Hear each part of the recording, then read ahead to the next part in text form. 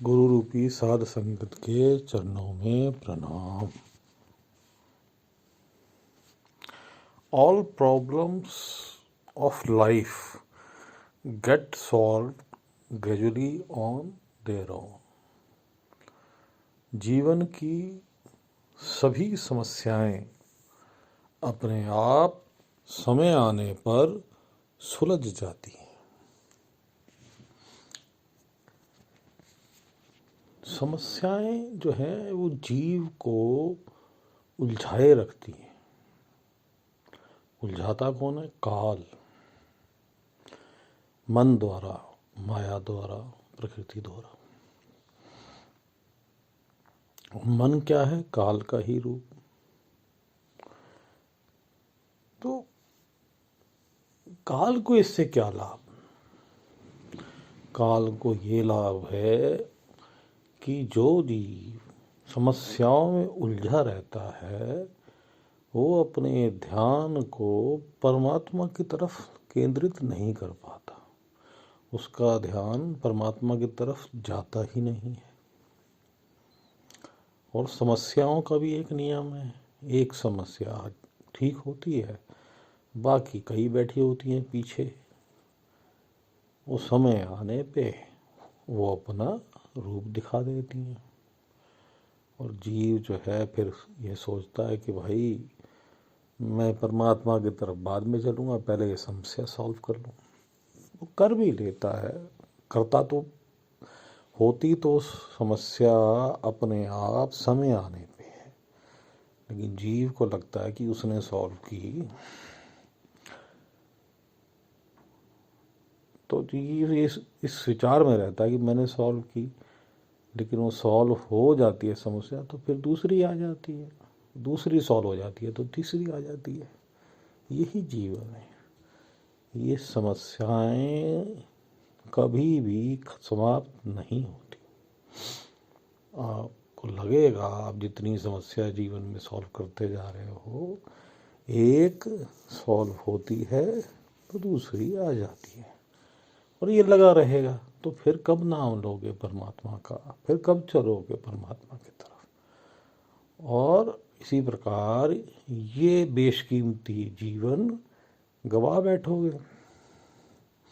समस्या चाहे जितनी मर्जी भयंकर हो, जीव का सांसारिक कर्म करना जरूरी है, लेकिन उसमें इतना ज़्यादा उससे प्रभावित ना हो, अटैच ना हो।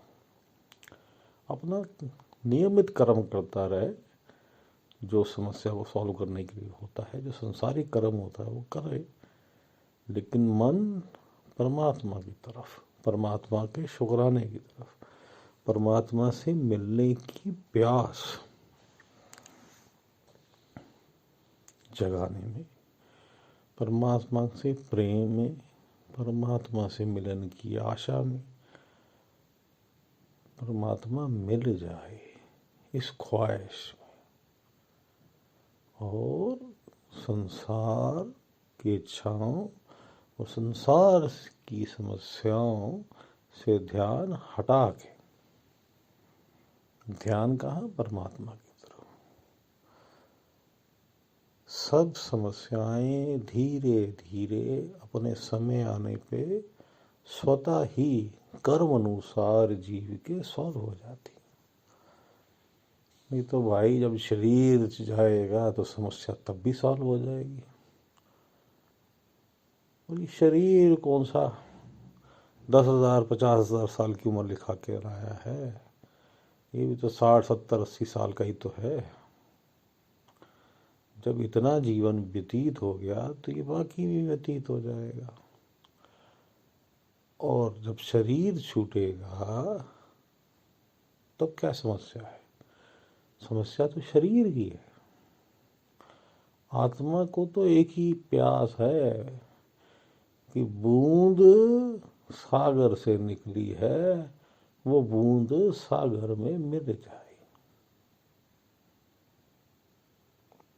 और बूंद सागर हो जाए। वैसे तो वो सागर ही है। आत्मा जो है उस चेतन का विस्तार ही है। जीव को लगता है वो शरीर है, वो शरीर नहीं है। उसको प्रतीत होता है समस्या है तो शरीर की है, जीव तो मन भी नहीं है। तो हे भाई, तू समस्याओं को इतना ज़्यादा उसके पीछे अटैच मत हो।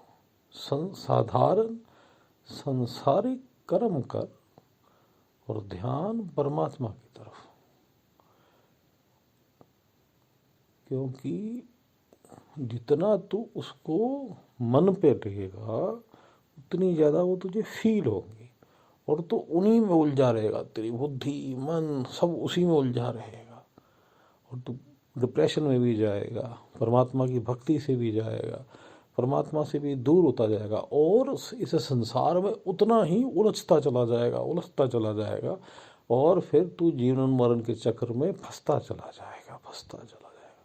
इसलिए निकल इस जीवन मरण चक्र से निकल। प्रभु से बेनती कर, मालिक से बेनती कर, अल्लाह से बेनती कर, राम से बेनती कर, सब एक ही है, से बेनती कर कि मुझ पे दया करो, हे मालिक दया करो, मैं इन समस्याओं में भी ना उलझूँ, ये मेरे कर्मों के अनुसार मुझे मिली है, मेरे कर्मों अनुसार ही चली जाएंगी, तेरी दया से, पूर्ण गुरु की दया से मुझ पे दया कर और मुझे अपनी तरफ ला, तू मिल जाए, मुझ पे कृपा कर, मुझ पे रहम कर, मुझ पे दया कर कि मैं तेरे मार्ग पे चलूँ, जीवन मरण के चक्र से छूटने के मार्ग पे चलूँ, निज धाम के मार्ग पे चलूँ, तू कृपा कर मैं अपने निज धाम पहुँचूँ। मालिक तू मिल जाए, मैं जहाँ से आया हूँ एक्सपीरियंस लेने संसार में, मैं वापस वहाँ पहुँच जाऊँ, तू कृपा कर, तू दया कर, तू रहम कर। तो मालिक सबका भला करे। अब हम मेडिटेशन में बैठते हैं। थर्ड आई सेंटर, छठा चक्र, तीसरा दिल, दोनों आँखों के बीच में पीछे करके ध्यान केंद्रित करते हैं सामने परमात्मा की तरफ, या हमें पूर्ण गुरु प्राप्त है तो उनके तरफ। पूर्ण गुरु से अगर हमें पंचनाम मिला है तो पंचनाम का हम सिमरन करते हैं, नहीं तो हम साइलेंस में ध्यान केंद्रित करते हैं, ध्यान को संसार से हटा के परमात्मा में लगाते हैं, और संसार की समस्याओं से हटा के परमात्मा में लगाते हैं। समस्या अपने आप स्वतः ही समय आने पे सॉल्व हो जाएंगी, ठीक हो जाएंगी। इसीलिए तू जीव परमात्मा की तरफ चल, मालिक सबका भला करे, मालिक सबका भला करे।